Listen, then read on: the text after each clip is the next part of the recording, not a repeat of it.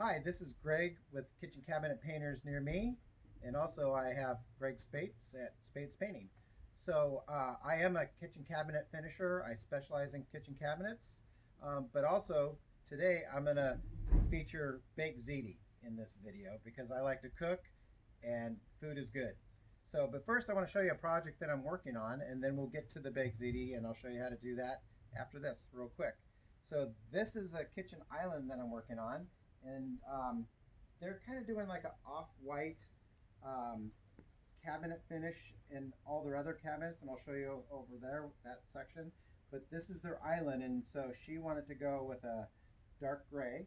It has like a little hint of a blue in it, um, but really pretty, and it's going to really set up her kitchen really nice because she'll have like a little bit of an off-white on all the kitchen, and her island will have this color.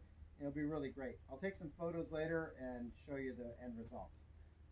So this is the island section, and we're using Dunn Edwards celluloid. That's the color on this, and it's Aristo Shield semi-gloss. Great product, love it. It dries fast and stays hard, and it's a great finish for kitchen cabinets. Go. All right, so now we're in the front here working on these cabinets, and uh, this is called Historic White. So it's just a little bit of an off-white color.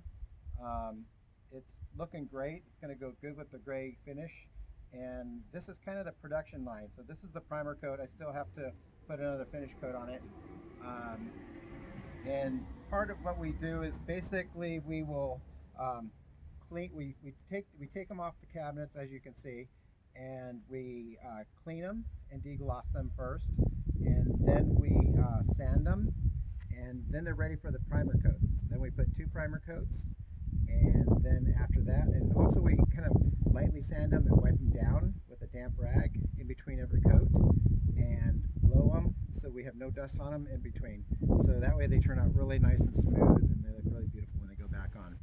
So that's my process, and that's how most people should do it if they're going to do it.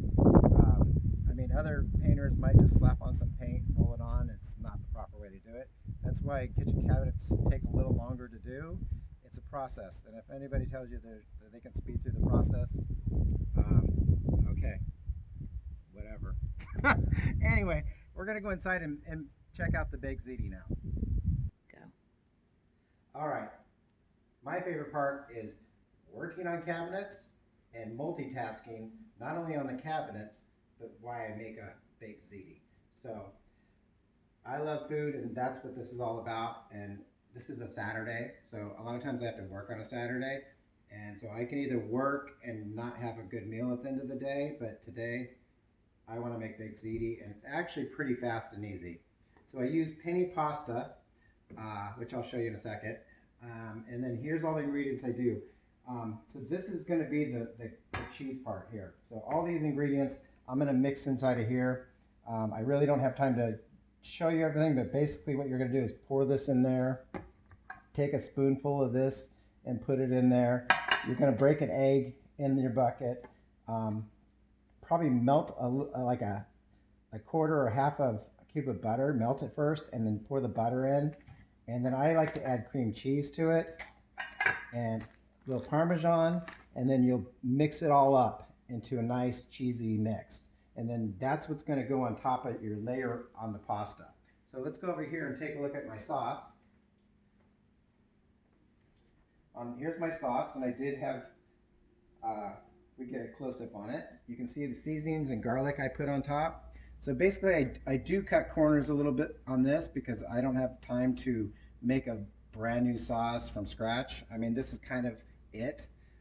So I will buy a really good spaghetti sauce, and I will tell you the difference. Like ragu and stuff, you'll see it, and the ragu is just kind of like a pasty looking sauce. And there's these ones here, not really out to brand anybody, but it's this brand here. You can see how it's kind of separated, and you can see there's oils in there. So you can just tell that it's a better quality homemade sauce. And it might be a little more expensive, but it'll be delicious. And then I add a can of tomatoes, stewed tomatoes, and I mush them up in there. And then I put fresh garlic and some extra seasonings just to make it my own signature flavors. And then I will basically, I left that on top so you can see it, but stir it all in and just let it simmer for a few hours. It's basically almost doing the same thing as homemade, but you just save yourself a ton of time and it will be delicious. So that's what I do for the sauce, and that speeds it up. And then the penny pasta here, I already started this. So I started the water boiling and I went out and sprayed cabinets. So that's how you multitask. The penny pasta, you don't want to cook it all the way. You only want to cook it for about maybe 4 to 5 minutes. You want it to be firm because it's going to go in the oven, but you don't want to, but this will help tenderize it so it'll bake a lot faster. So you don't have to bake it as long. So what you're basically going to do is you'll take your pasta and get a casserole dish about like this. And what I'll do first, I'm not going to do it now, but I'll just give you the ideas. I'll take the spaghetti sauce in a ladle, and I'll put some spaghetti sauce at the bottom, and then I make sure I layer it along the edges all the way to the top, because you don't want your pasta sitting up against a dry rim. So get your sauce, spread it on the walls, and then you'll put a little layer of the noodles in here, and then you'll take your cheese mix, and then you'll spread it across the top, and then you'll do another layer of your pasta, and at that point you'll pour your spaghetti sauce on top, and then you'll layer it with your mozzarella cheese, and I like to mix Parmesan cheese. So double up the layers, and then you'll have a nice casserole ready to go, nice ziti, and you'll stick it in the oven at 350 for about 20 to 30 minutes. Watch the top, make sure you don't burn the cheese. So you just basically want it warm so it heats up all the pasta and sauces and melts the cheese, and then pull it out in about 20-30 minutes and you're ready to eat. It's delicious, and you can paint cabinets at the same time. Thanks a lot. This is Greg Spates. See you next time.